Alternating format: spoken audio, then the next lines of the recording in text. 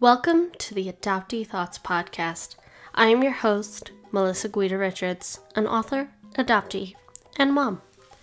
Each week, we will delve into the nuances of adoption, as well as tips for how to bring up difficult discussions in your adoptive family. And most importantly, we will not shy away from tough topics.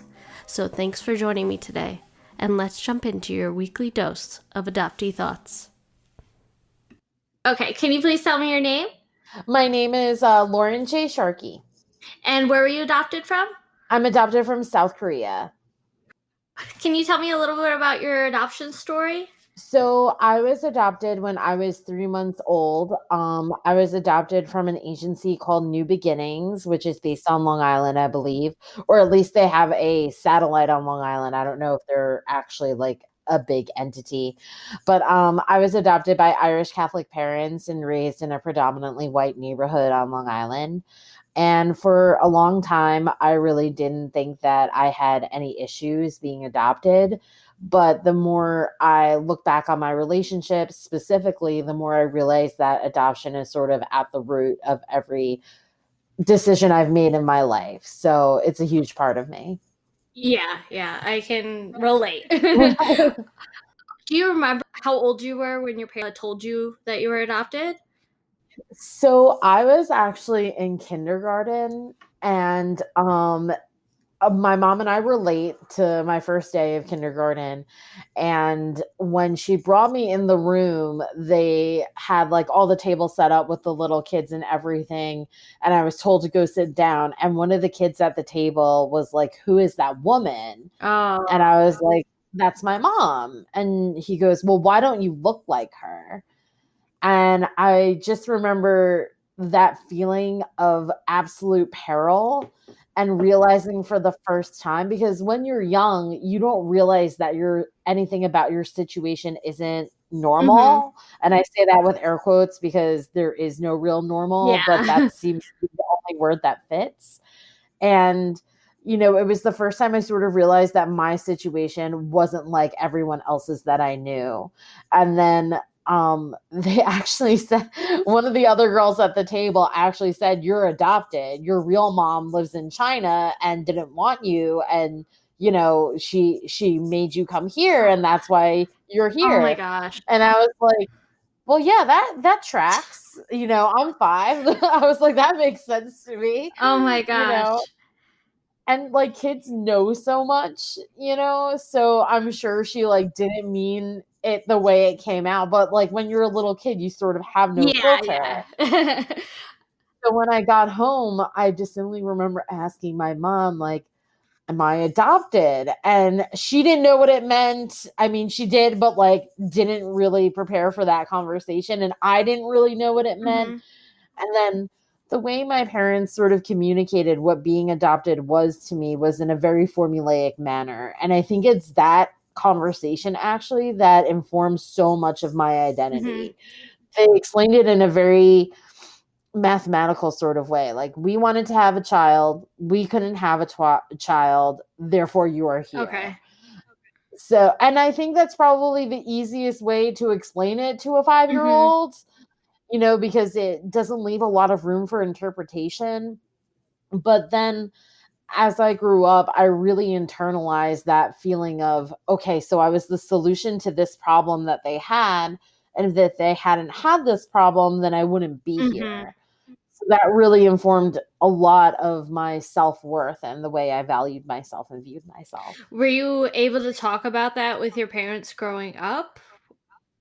So my parents always made sure that I knew that they were available for questions if I had any. They never were afraid to talk about it or not open to talking about it.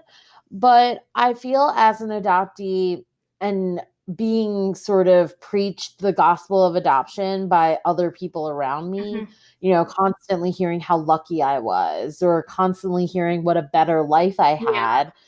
And constantly being reminded about the sacrifice that my parents made to adopt me, it sort of fills you with this obligatory gratitude. And I felt really afraid, not because of anything they did, but afraid of offending these people that had done so much for me to ask about the people that are responsible for me being here. So I didn't really ask a lot of questions and when I was growing up. Mm-hmm. Did you find that you struggled with your identity as you got older and moved out and, and just kind of came into your own, Yeah, for sure. I mean, identity is always sort of like a moving target for me, especially as a transracial adoptee. My parents are white and I was raised in a predominantly white neighborhood. So I really struggle with what it means to be Korean because I don't have a connection to my homeland. I don't know anything about Korean culture or history. I don't speak the language. I probably couldn't name a good Korean restaurant in my area, not because I just moved here, but just because I've never sought out that cuisine. And I struggle with what it means to be an Asian American. Mhm. I struggle with what it means to be a woman of color who's benefited from white privilege her entire life. And I also struggle with what it means to be adopted because for the longest time, I really don't think I viewed myself as an adoptee. My parents had sort of ingrained in me, like, you're our child Mhm. and you're an extension of us and we love you. And I sort of embraced that and was like, yeah, I'm these white people's child. Yeah. I didn't think to question it. But the more I grew up and the more I saw of Asian people in the world and was sort of not embraced as a fellow Asian person, Mhm. I really struggled to find where I fit in the grand scheme of things, racially and culturally. Mhm. I remember just being rejected by other Latinos because I didn't speak Spanish. And I had a few people like just come up to me in random stores and talk to me in full blown 100 miles per hour Spanish. Oh my And gosh. like luckily my adopted parents, they spoke Italian and Portuguese and even some Spanish at in my house, but never to the point where I was fluent in it. So I would always Right. answer in English and be like, "Oh, you need help?" Like, "Oh, I'll try." And then they get mad at me for not answering in Spanish, for not speaking fluently, and I'm like, "I'm sorry, I'm adopted, like, I don't know what to tell you." And it So it's funny that you mentioned that. No, please keep No, going. no, no, you go. Sorry, I didn't mean to cut you off. I found that when I encountered older Asian people, and I don't really know how to define older, I would just say probably north of 40. Okay. Um, guesstimating. When I would meet any Asian person over 40, they would always want to know where I was from. Mhm. And I would always say Long Island because that is where I'm from. And Yeah. I know what people are asking when they're asking where you're from. Mhm. And eventually, after they wear me down, I'm always like, yes, I'm Korean. And then they'll say hello to me in Korean. And the only reason I know that's hello is because it's been said to me so many times. Yeah. Um, and I'll always reply, I don't speak Korean, I'm adopted. Mhm. And the first question usually is, why haven't you learned? And I feel such guilt, for not learning because especially now that there are so many resources, it's like, well, why haven't I learned? Mhm. Why haven't I tried? And I don't have a good answer for myself. I really don't.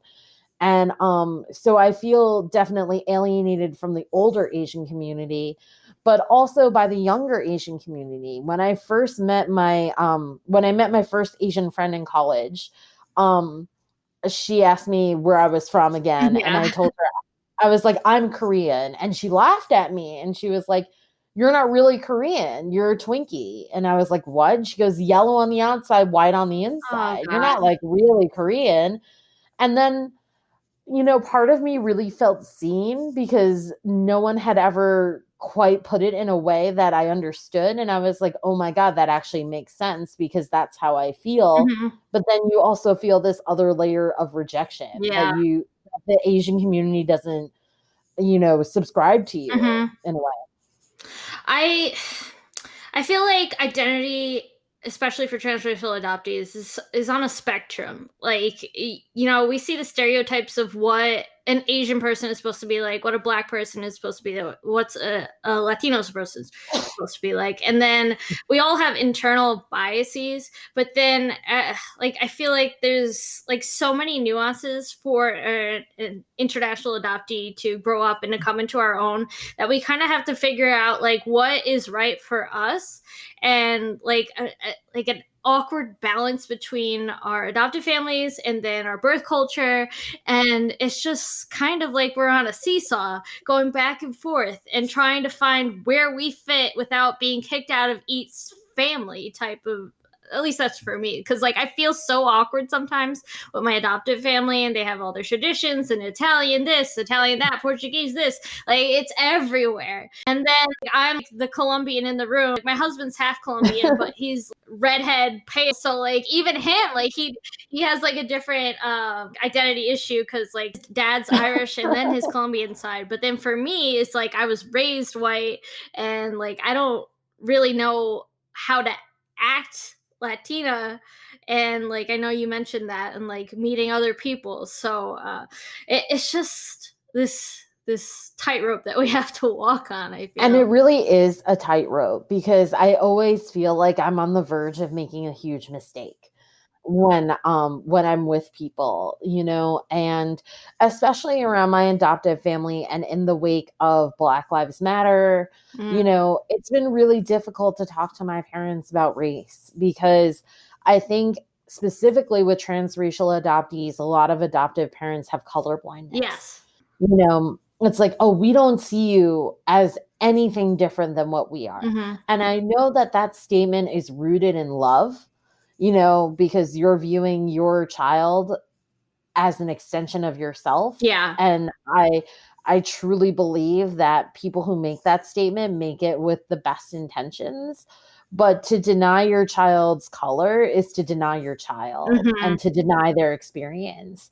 And I think it's really important for adoptive parents of transracial adoptees to get more comfortable with talking about race, because how your child is seen in the world, you know, by the people around them and the expectations that are placed on them because of their race is so integral to their identity. Definitely. And you mentioned before, it's just like growing up, when we're near our adoptive parents, we kind of have their white privilege extended upon us in an umbrella, because they can always step in and say, no, this is my kid, what's your problem? And then they see their pale faces and, you know, but then when we step out of the comfort of our homes with our families, and the world is not seeing our parents, they're seeing our darker skin, they're seeing our hair, they're seeing everything. And then we're treated differently. And like so many times, like I was, you know, talked down upon because people don't think I speak English. And then just these things by other people that I wasn't expecting. And then I'd ask my parents, just, why are people treating me this way? And they'd just be like, oh, don't worry about them. Like, it's no big deal. Right. Yeah. So I don't know. It's tough. We're in this tough situation. Yeah, same with my parents. You know, when I remember talking to my mom about the "where are you from" thing, and she told me, she's like, Lauren, that's just people making conversation. And I'm like, no, Mom, you don't understand what people are asking me when they ask me that. Like, they're asking a different question. It's different for you, because if you say that you're from Long Island, no one's going to be like, well, are you Scandinavian? Are you British? You know, like, no one's going to say that to you. But if I say I'm Long Island, it's always, are you Japanese or Chinese? Because China and Japan are the only Asian countries that exist to white people. Yeah, I don't understand why people feel like they have the right to know everything about a person of color. You know, like they have a sense of entitlement to ask all these intrusive questions into our lives. And it's just like they would never ask For like a sure. biological child just like, well, why did your parents decide to conceive you in this month, or like something super intrusive like that. But they'll ask Right. us, well, what happened to your Right, birth right. mother? Just like, are you going to search for that? Which is like this is like super personal. And you're just meeting these random people, or they're asking our parents. It's just, I don't understand why people feel entitled to that information. I'm always surprised because inevitably when people meet me for the first time, whether it's through a friend or just like in life, in the wild, somehow my adoption always comes up. I Mm-hmm. always manage a way to work it in, whether it's conscious or subconscious. I really couldn't say. But I'm always surprised by how people who find that out about me upon first meeting me will then ask me all these really deeply personal questions that I feel like you would never ask someone about another situation. Mm-hmm. If you met an LGBTQ person, you wouldn't be like, hey, when did you first realize that you identified this way? Mm-hmm. I mean, maybe there are some people who would say that, but I think because the adoption narrative is marketed in such a positive manner, people feel that non-adoptees especially feel that adoptees should be open to talking about that experience. And I think that's something that definitely needs to change because words have so much power. And one of the words that really is a trigger for me is the word real. Mm. And I always find that when I talk to non-adoptees, the first thing they ask me about is, well, have you gone to search for your real parents? Mm-hmm. And that's super offensive to me because like real as opposed to what? As opposed to fake? As Yeah. opposed to imaginary? What do you mean by that? Mm-hmm. And I don't think a lot of non-adoptees understand the magnitude of that word and how it can be really triggering and affecting to adoptees. Yeah, it's definitely one of my least favorite terms out there. And like, it's so ironic because positive adoption language is so prevalent in the adoption Mhm. community, and even just other people in the media and whatever, they just like to put a spin on it. It's just adoption is so wonderful. Oh, the like adopted parents, the adopted child was placed, all these politically correct terminology. But then when it comes to it, when other people are talking to us, all these other terms come up.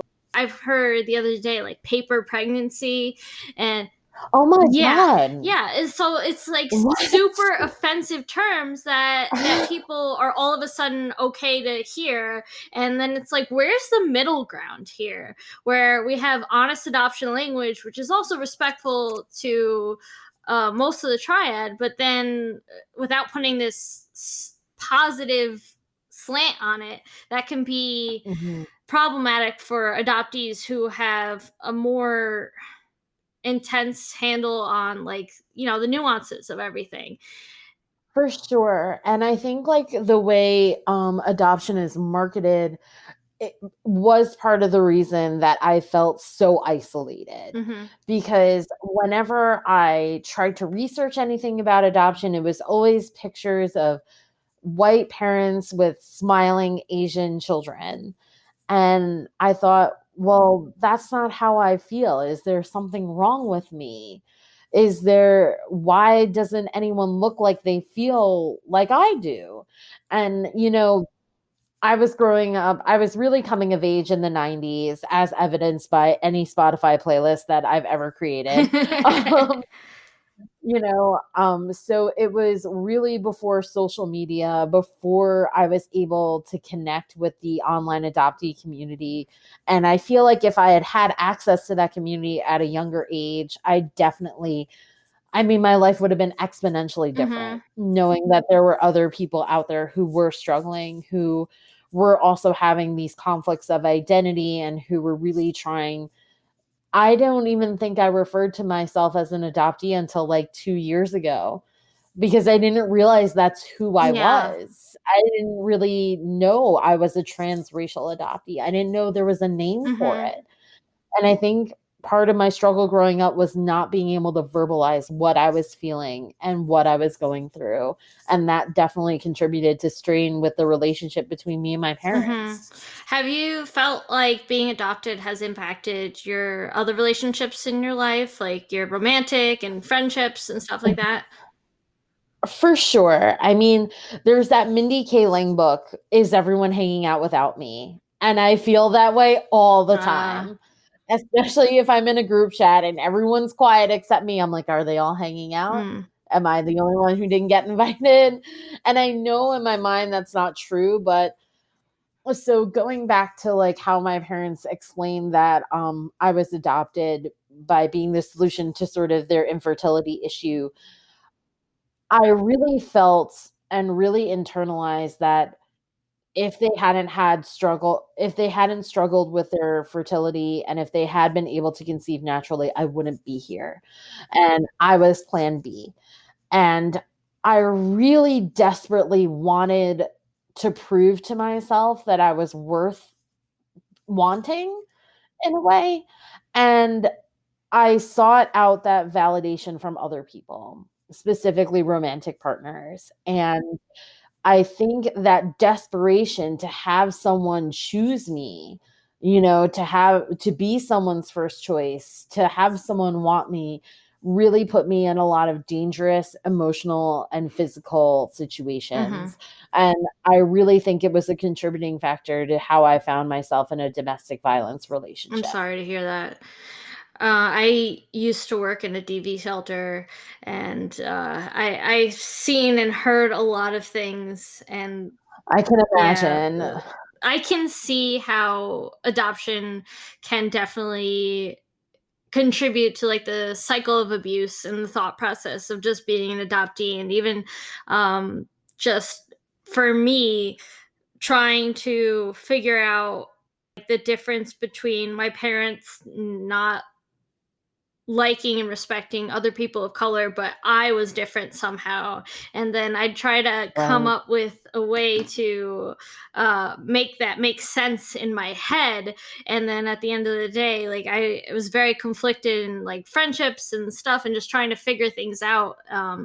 So I can get where you're coming from and how that kind of happened. For sure. And a lot of it is trust for me, but a lot of it is also control. And I find that in my friendships and in my romantic relationships, when it gets to a point where I am feeling safe, I automatically have to distance myself because I'm like, okay, me and Katie are having a really amazing time being friends and I see her all the time. So I need to not see her for a while. I need to be the one that decides that we don't hang out for a while because then it's not her leaving me, it's me leaving her. Or especially with men, when it got too serious or when I felt like they were losing interest, I'm like, okay, I'm gonna go now. I'm gonna leave now because then they're not gonna leave me and I'm not gonna feel that pain. So a lot of it for me is control related too. Yeah, I can relate. That fear of abandonment. And like, I recently found my birth mother, and one of the biggest issues I had before that was like I'd always wonder, does she even remember me? Was I even important enough to make an impact in her life? And I think one of the best things about finding her was hearing her kind of side of the story and why she put me up for adoption, and just hearing that she didn't forget about me made a big change in like my perspective Right. on adoption in general. And like, it's such a complicated thing because especially with international adoptions, there's the poverty in other countries, and it impacts like why so many middle class and upper middle class white adoptive families are able to adopt these children, and why these mothers aren't able to parent. And it's just, adoption is so complicated. So when we are expected to be positive about it all the time, and just reacted with negative things from other people when we are honest and share our stories. It can be exhausting to be almost attacked by strangers on the internet. And I know you recently posted about a comment you got on your book. Yes. Can you just refresh me about Right. what was said? I got a review on my book, and basically the gist of it was that the main character, whose name is Rowan, is also a transracial adoptee. And part of the reason that this person didn't like the book was because she felt that Rowan's parents didn't get the credit that they deserve for adopting her. And so many conflicting feelings about that. But basically, adoptive parents, I don't believe that you're entitled to a trophy for your choice to adopt. I really believe that because, it's so difficult because adoption is a business. And I think that's being generously kind to call it a business, because what it really is human trafficking. Or at least for me personally, that's how I view it. You pay money and you get a person. Like, that's literally how it goes. And I think that adoption agencies market themselves based on the message or the goal of, hey, we're creating families. But if that's really true, then where is our focus on family preservation for birth mothers? Why aren't we allocating resources to help, mothers who are struggling with poverty, or mothers who have been, shunned by their families because they're unwed? Or, where is the focus on that? That's my question to the adoption agency at large, for sure. Yeah, and like you said, it's a business. Adoption agencies are making a lot of money by arranging these matches and finding the perfect baby for these adoptive families. And the reality is I don't think people really understand the statistics when you go into it. There's millions of families looking for babies. Millions. There's a fraction of babies available for adoption. And so that creates a high demand in this adoption world. And people are always saying that, oh, adoptive parents, you gave a child in need a home. But the reality is there's so many different options for a newborn baby, especially a white baby. And then if you look at how much an adoption costs for a child of color, the cost decreases with the rate. If it's not a white baby, the cost is cheaper. And then and I recently, because I'm writing a book on my transracial God, I need a adoption, copy. and I will let you know the details, but I'm really going into the history of transracial adoption and intercountry adoption.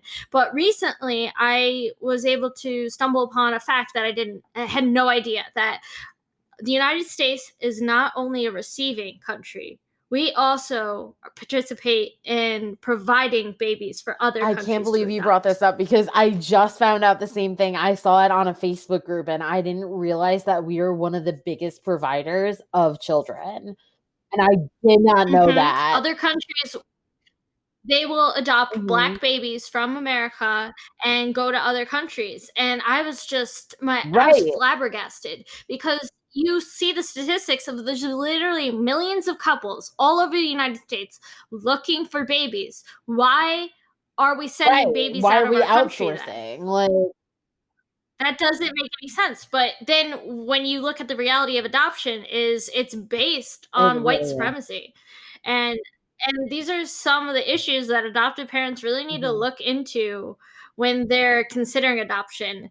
And because you hear it all the time, just oh, I want to adopt a baby. Oh yeah, it's in my heart to adopt, all these things. But people don't really do enough research, I feel, before getting into adoption and then adopting transracially. And then at the laws and stuff in the United States, adoption agencies there isn't a standard of education. Amen. Yeah, there isn't a standard of where adoptive parents need to take classes and learn about transracial adoption, of adopting a child of color. It's different. Some adoption agencies is you take this 30-minute class. Some you have to read a few books and it's a couple days. And other classes is like you take a quiz. I need to see a copy of that quiz. Right? But it's just like, how do you expect the adoption to be this perfect entity that the media and adoptive parents and even birth mothers make adoption out to be, to give adoptees a better life? But at the end of the day, there are all these issues that are just swept under the rug. And one of the things that really bothers me about adoption, or the adoption like industry at large, is the lack of transparency. I recently found out that adoptees are 4 times more likely to commit suicide than any other group of people. Like, that is a high percentage, and I feel like most adoptive parents don't know that because it's bad for business. Like, how do you tell a potential adoptive parent, like, hey, your kid is going to struggle and there's a high chance that they might have suicidal ideation? Your sales walking out the door. Yeah. And I just have to correct that a little bit. It's attempt suicide. They're 4 times more likely to attempt. Yeah, I just want to make that statistic clear. Yeah, and then going into that, adoptees are actually at an increased risk of developing mental illness like ADHD, bipolar, borderline, reattachment disorders, and stuff like that. But like you said, adoption agencies don't like to bring that up. And my parents specifically were told not to tell me that I was adopted, that I would just know. And it's just like, man, how would I know that? Like, in what world would I just know? And I like to think that there are more resources available to adoptive parents today, with the online community being as strong as it is. I'd like to think that there's so much more support out there to guide parents, but adoption agencies need to be doing more, and our government needs to be doing more. Yes, definitely. And what year were you adopted? I was adopted in 1986. So I think that was sort of like at the height of export for South Korea. I don't have any evidence to back that up, but I know like in the 80s, like adoption was really booming Yeah, it was booming back then. I was adopted in 93, and my parents, I know you mentioned that your parents were told to just let you figure it out on your own. My parents never told me. What? Yeah, I wasn't told that I was adopted, and I actually found out when I was 19. Oh my God, I can't imagine what that was so like they kind of took the it was intense. But my parents kind of took the colorblind thing to the extreme. And so that's why I've started this platform, and why I'm really trying to educate other prospective adoptive parents and current adoptive parents. Because like you mentioned, there's a lot more resources available now. And if you're going to adopt a kid, there's no excuse to be uneducated these days. It's like you can do a quick Google source. There's books like yours, there's podcasts, there's YouTube, there's all these other things where exactly.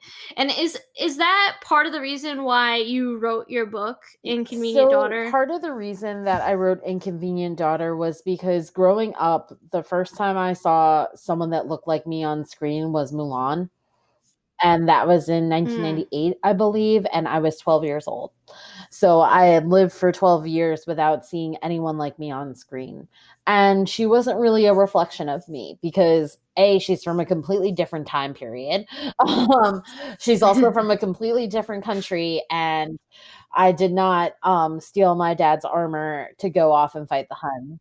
The next time I saw someone was when Charlie's Angels came out. And then everyone called me Lucy Liu, despite the fact that I was not Chinese, because I'm not really sure if Lucy Liu is Chinese or not, but I think that she's Chinese American. I'm not 100% on that. But I didn't really see anyone that reflected me or my experience. on screen, in books, on TV, nothing. So what I was really trying to do with Inconvenient Daughter was show a different narrative, because I feel like the narrative that has dominated the adoption industry has been the journey of the adoptive parents to adopt their child, or has been of the adopted child looking for their birth parents and being in reunion. I feel like those are the main Mm-hmm. narratives that we see. And I wanted to highlight a different story. And I wanted adoptees out there who are struggling, who don't know where they fit, who have issues with relationships and trust and control, to know that they weren't alone. Mm-hmm.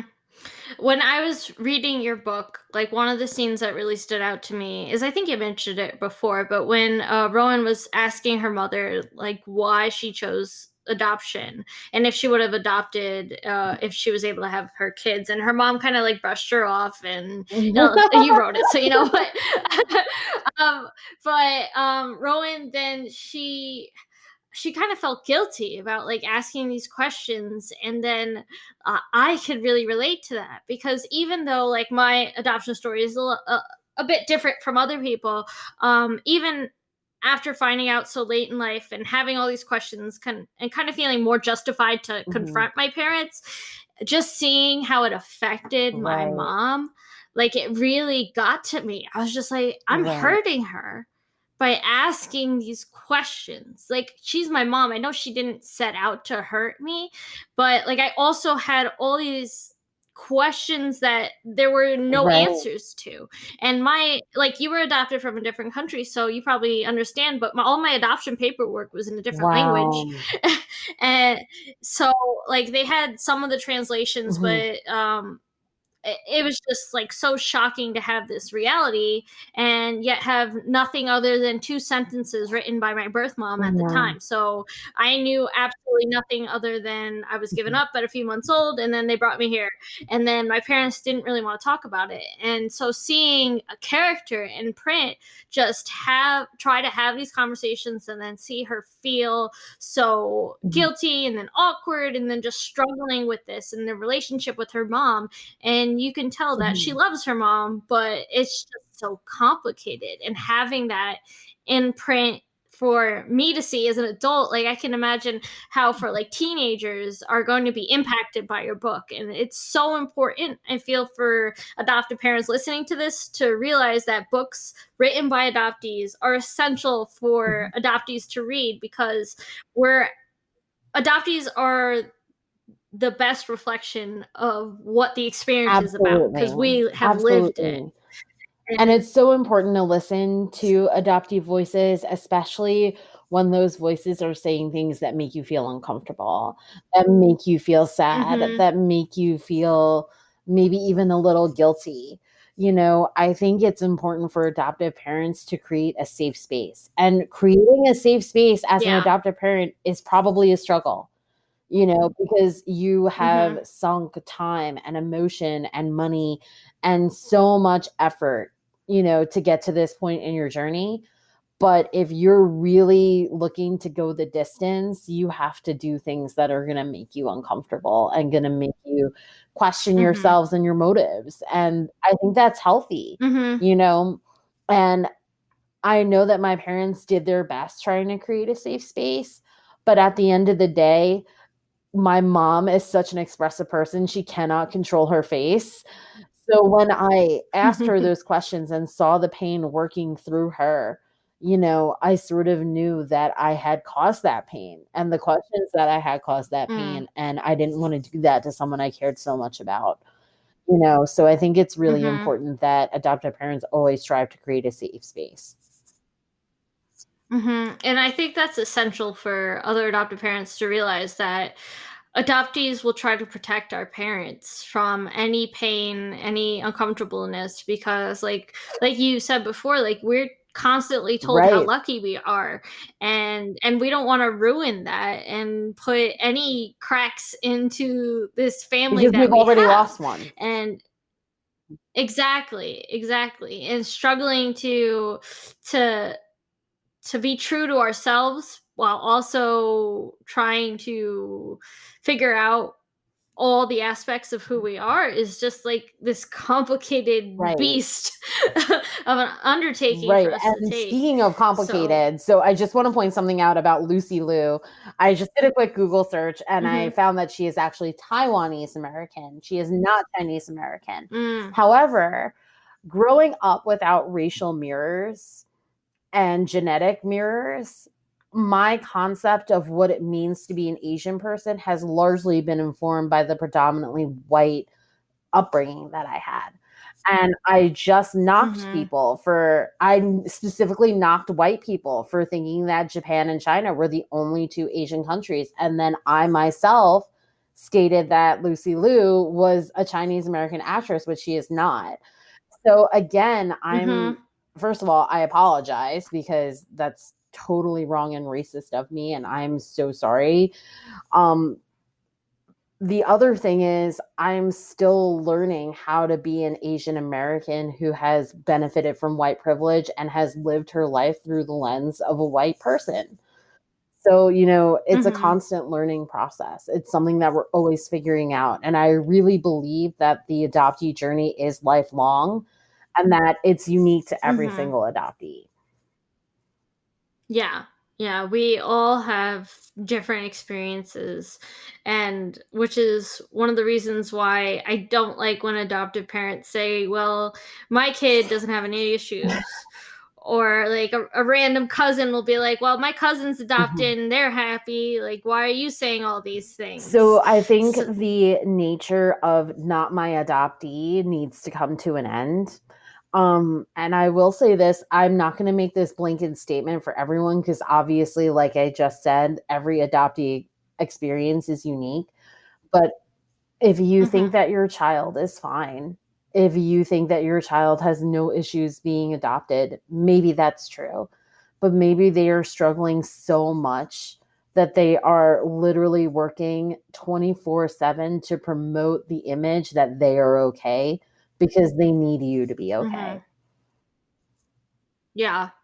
And I think it kind of goes back to, I think adoptive parents should put themselves in their own shoes when they were teenagers. Like, were you telling your parent everything? Like, did you tell them when you were struggling about school or a Mhm. boy or whatever? It's like it's the same kind of concept with adoptees. Like, as we grow and get older, like the way I viewed my adoption when I first found out versus now is completely Right. different. And like I know that's this very similar Mhm. for other adoptees. And like one of the questions that I get a lot is just like, how do I make sure that my child doesn't experience You what you went through? can't. Or like, yeah, like there's no formula to having a perfect adoption, a perfect family, just like with a biological kid. And it's just like anything can pop up. And I don't know if you remember, but like Huxley's story, if people haven't heard the story, Huxley was adopted. I think he was 2, By Micah by Micah Stouffer. Stafer. Yeah, she was an influencer on YouTube. She put a bunch of YouTube videos, and she adopted him, I believe, from China. And she Mhm. was told that he would have certain delays and was going to have some disabilities. But then she adopted him for, I think she had him about 2 years, 2 and years. then things kind of went downhill. She said she tried to do everything, and then it wasn't a right fit for her family anymore. And Mhm. the thing that was so shocking for me, especially for someone with disabilities, is that an adoptive parent saying, "Oh, well, I didn't expect it to be this bad," and the issue is just a biological child can potentially have a medical issue, become disabled at any point in time. So when you adopt a kid Right. and then say, "Well, I didn't expect it to be this hard." Well, would it be different Mhm. if that was your biological child? Because I think for most people it would. Right. And that's hard for a lot of people to Yes. accept. Right. There's so much to unpack with like the Micah Stouffer situation. So, first of all, the Mhm. fact that she profited financially from adopting Huxley is problematic, number one. Number two, I feel like it is 100% on Micah Stouffer Yeah. and her family for not doing the proper research and for not spending time with adopted parents who have adoptees, or even parents who haven't adopted, who have children with disabilities, and to really hear about what that experience is like, to really interact with those children and ask yourself truly, is this something that I want to do? And is this something that I can do? So that's 100% on the Stouffers, but is also 100% on the adoption agency for not making that research a requirement. Because at the end of the day, the person who got hurt the most was Huxley. And I pray that he is with a family who is fully prepared and who really wants to create the best life they can for him. I do not, it's complicated for me because I'm a big subscriber of I don't want to be with someone who doesn't want to be with me.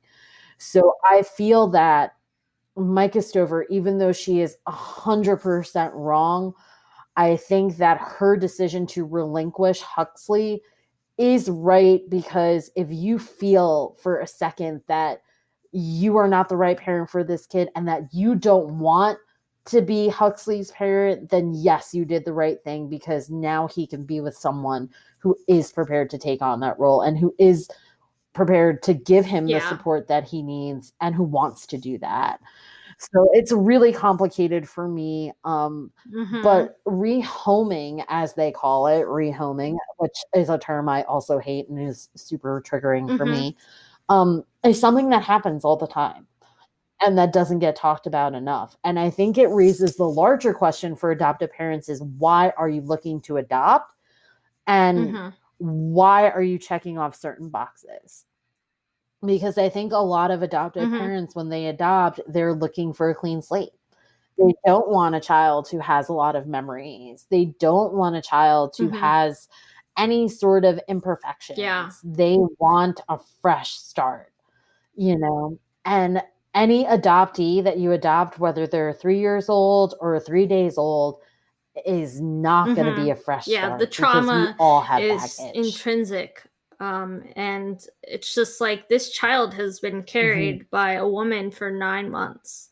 And the sights, the sounds, the emotions that woman felt impact a baby psychologically. There have been many studies on that.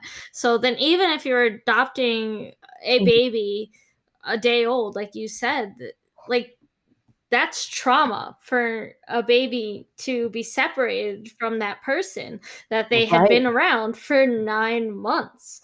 And I know most people have heard like the studies where like an infant can smell the blanket of their mother that their mother was holding and recognize it. Oh my God, so many feels. Yeah, so it's just like, even though we were both babies when we were adopted, that doesn't mean that there's not trauma from being separated from this person who carried us. Right. And just because you can't remember doesn't mean that you exactly. forget. And it's there, it's imprinted in our brain, and it's something that a lot of adoptees, like you said, we need to deal with, and we need to be supportive by our adopted parents when we are trying to process all these complicated emotions.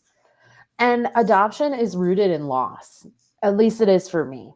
The loss of my birth culture, the loss of my homeland, the loss of my biological family. That's how my story started. It doesn't start with me coming off the plane and, going into the arms of my parents. It doesn't start there. Yeah. And we need time and we need space to grieve that loss. Yeah. And, wanting to know about where you come from and loving where you are now are not mutually exclusive things. You can still love the life you have, but want to know about the life you could have had. Exactly. And that has to be okay. It has to be. Yeah.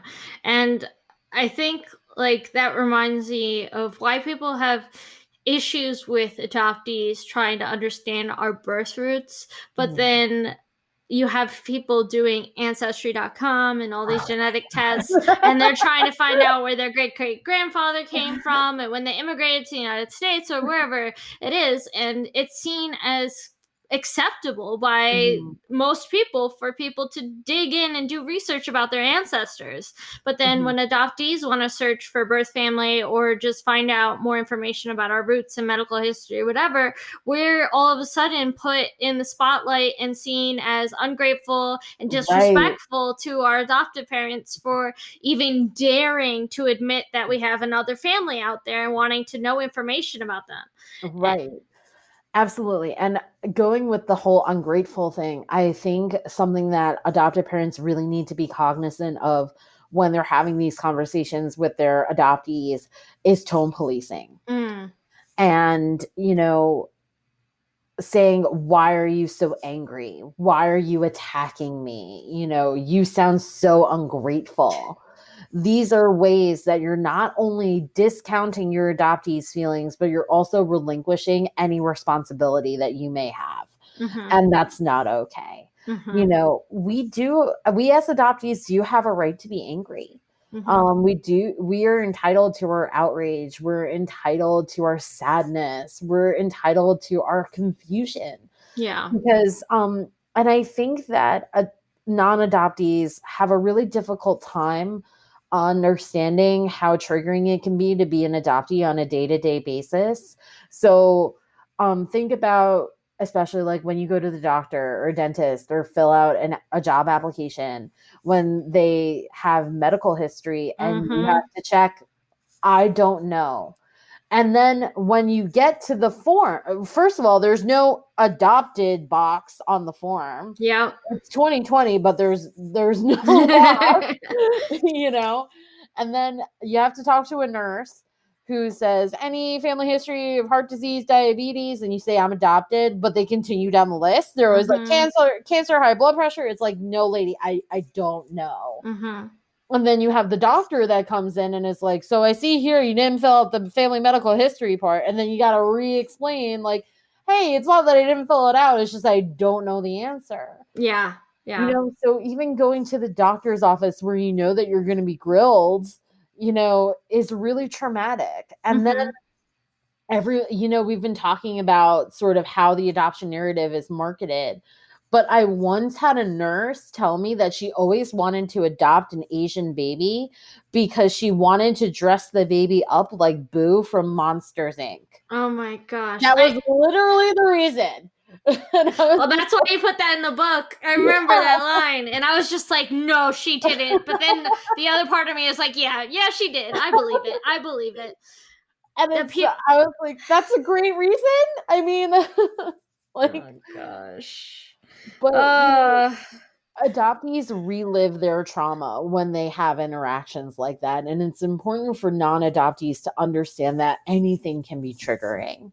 Simply going to a baby shower can be triggering. Like, hey, I wonder if the baby's going to have, you know, Anna's nose or, you know, Brian's laugh. You know, not seeing yourself genetically or racially mirrored in the people around you has lasting effects on your life and on your sense of identity. Yeah. And it is emotionally laborious to talk about these issues. And that's another thing to be cognizant of as an adoptive parent or as a non-adoptee in general, that you're putting adoptees through emotional labor when you ask them deeply personal questions that you may or may not view as emotional or personal. And like you said, like baby showers and those things, like my family recently, a lot of people have been having babies. So congratulations. Thank you. So like part of me is like super happy for all my cousins. But then the other part of me, as I hear like my aunts and even my mom is just like, oh, everybody's having girls in the family except for you. Like you're the only one with the boys. And I'm just like, yeah, I'm the only one with the boys, but technically they're not even related by blood, you know? So it's like, it's just super awkward for me, and they don't even notice. So it's just like the lack of awareness for what they're saying and how it impacts me. Because at the end of the day, it's just like, yeah, we're family, but it's different. And Yeah, like my sons aren't going to see themselves reflected in their cousins. And like absolutely. the constant reminders, like, you're different, you're the one with the boys, everybody else in their family had girls. It's just like, yeah, because girls run in your family, that's why. And I'm different because I'm adopted. Like, thanks for rubbing that in. Right. And it's little microaggressions like that. You know, my brother just had a baby. He was born on April 30th, and he is the cutest little nugget I've ever. Congratulations. Thank you so much. I'm going home to meet him in August, and I'm really excited. But my mom told me that the baby is stingy with his smiles. So when I first saw the baby on FaceTime, he smiled at me. And I realized it's because I look like my brother. Because he recognizes that we have a connection. And, you know, I was telling someone the other day about how shortly before I moved, my parents and I went to dinner, and we told the hostess, party of 3, and she took my parents to the table. And when I followed them, she was like, "Oh, I'll be right with you," because she didn't see that we belonged together. Like, she thought they were waiting on someone else, and then I was a separate party. And until this baby came along, I never had anyone in my life that made me feel like I belonged to them or made me feel like there was an undeniable connection. And it wasn't until I looked at that baby that I finally had that. Yeah. You know, and it made me emotional. And, you know, I don't think that non-adoptees understand the power of that. And my grandmother is super taken with the baby. She's in love. And she made a comment like, "Oh, he has the Sharky chin." But he doesn't. Yeah. And I get what she means when she says that. And it comes from a place of love and, you know, viewing us as not different, but we are different.